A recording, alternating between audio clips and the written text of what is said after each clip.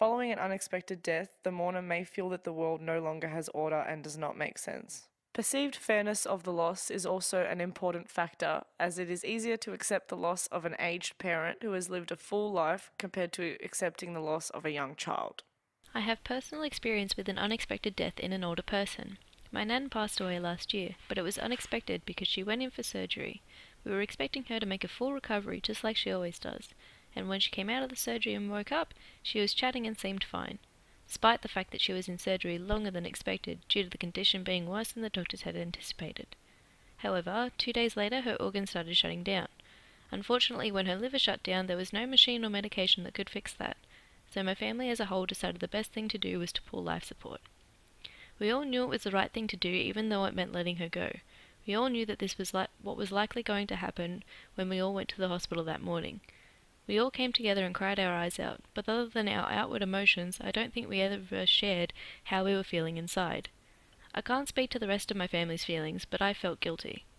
Rationally, I know it's not the right feeling to have, but I couldn't help feeling it. Because we made the decision to let her go, we had effectively killed her. She wasn't going to live much longer in the condition she was, but we ended her life early. This was a feeling that was in me for quite some time during my grieving process.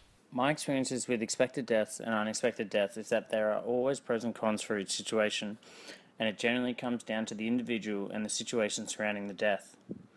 I had a mate who had cut ties with his father, however, after hearing about his cancer diagnosis, made amends before his father's death.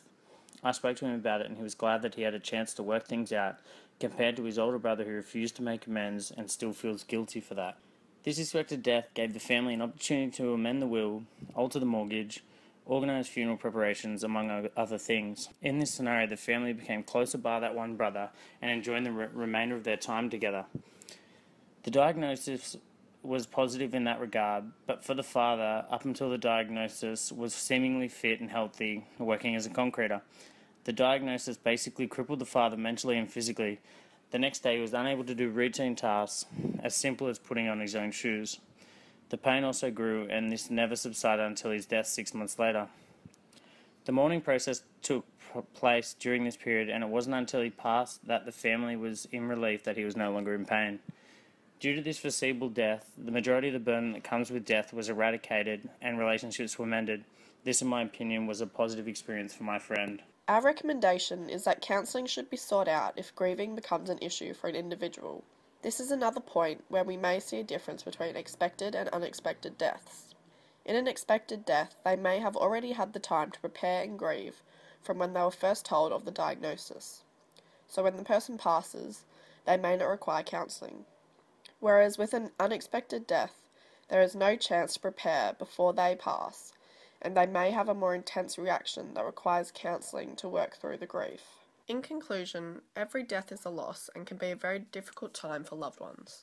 But unexpected deaths, particularly those among the younger population, more often lead to prolonged and problematic grieving processes. It's important to remember, however, that every individual is different and will grieve and respond to death in different ways.